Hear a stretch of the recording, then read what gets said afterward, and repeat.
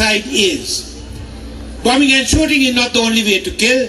You can murder them, certainly it's very effective. You can starve them by blocking the A9 highway. You can withhold medicines to the Tamil area, which has occurred since my cousin, Chandrika Kumartunga, was in power.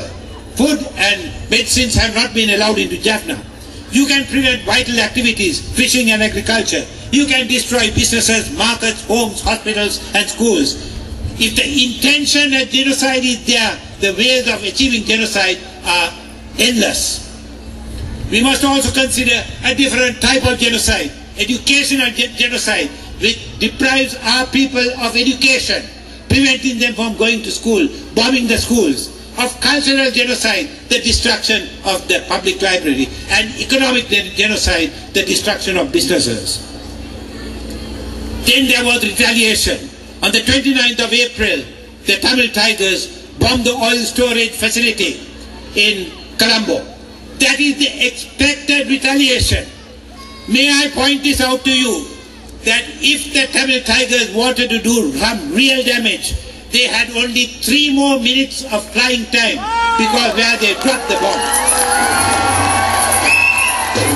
And if they had spent that 3 minutes, which they could have, because the bloody single army was asleep, they could have dropped that bomb in the middle of the fort, and the damage would have been a hell of a lot more. We talk in terms of child soldiers. Let me clarify this point to you, because the international community cannot understand this. If I was a child in Central and survived, I would probably have become a child soldier myself and a suicide bomber. The suicide bomber mentality is, you killed my father, you raped and killed my mother, you shot my brother and you gutted my sister. I have nothing left. And when I decide to leave this planet, I will bloody well take you with me. You talk of child soldiers. You talk of child soldiers. What did Alan Rock find, the UN investigator into child soldiers? He said the LTTE are conscripting child soldiers. We knew that. What about the Sinhala government? The Sinhala government is recruiting as many, if not more. And today, the Karuna section in the east, or Pillion or whatever that guy's name is recruiting far more. And when at least the LTT recruit them, they give them some training. I have seen the schools in the LTT area. Christian Stocky has documented it. Secondly, there is the UN Convention on the Rights of the Child. This was signed in January 2019, promptly signed, the UN Convention on the Rights of the Child. Now there are 2 protocols, additional protocol 1A and additional protocol B. Additional protocol A is the conscription of children for military activities. That was promptly signed by the Sinhala government. Optional protocol B is the recruitment of children for child prostitution, for sale and for sale and the use of in tourism. That was not signed by the Sinhala government. Why? Because if they sign that, their tourist industry will go for a 6. So all this facade, this charade of being interested in children is a load of, if I could use a word that we use in Australia, bullshit.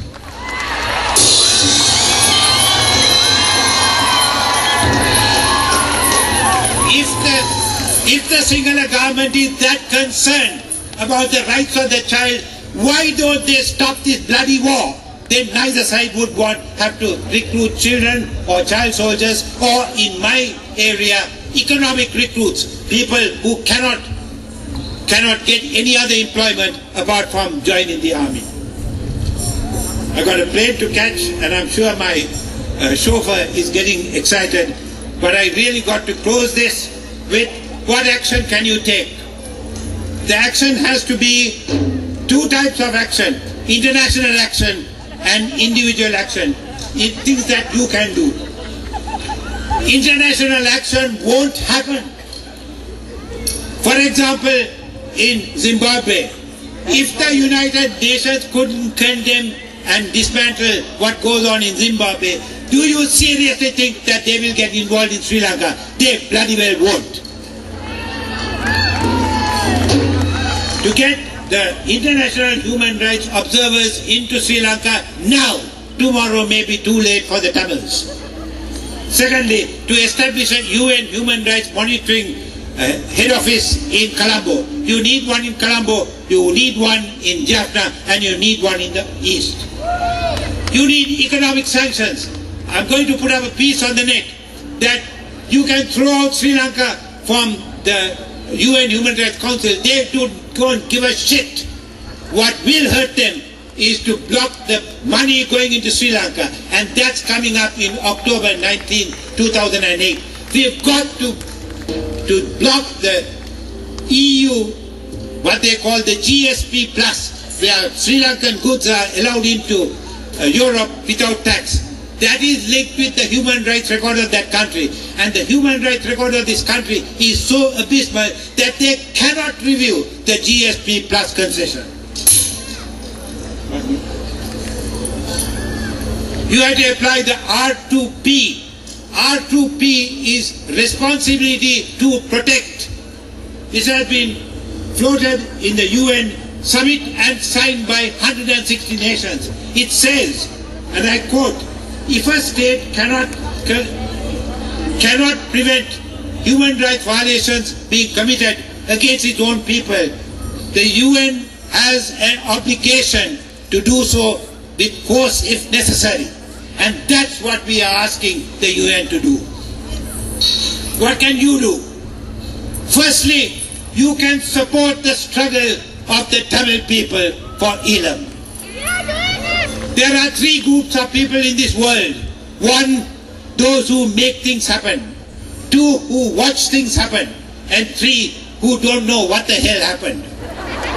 The most of the expatriate Tamil community, most of them, and if you get offended, I'm terribly sorry, but most of you are in the middle group, watching things happen. What I want to do is to move you from watching things happen to making things happen.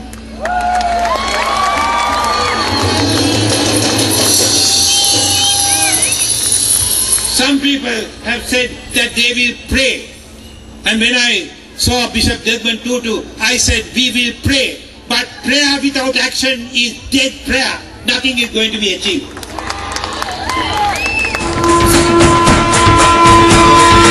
உலகத்தாயே உண்மை தாயே தமிழர் தாகம் தீர்த்துவிடு உரிமை கோரி தமிழ்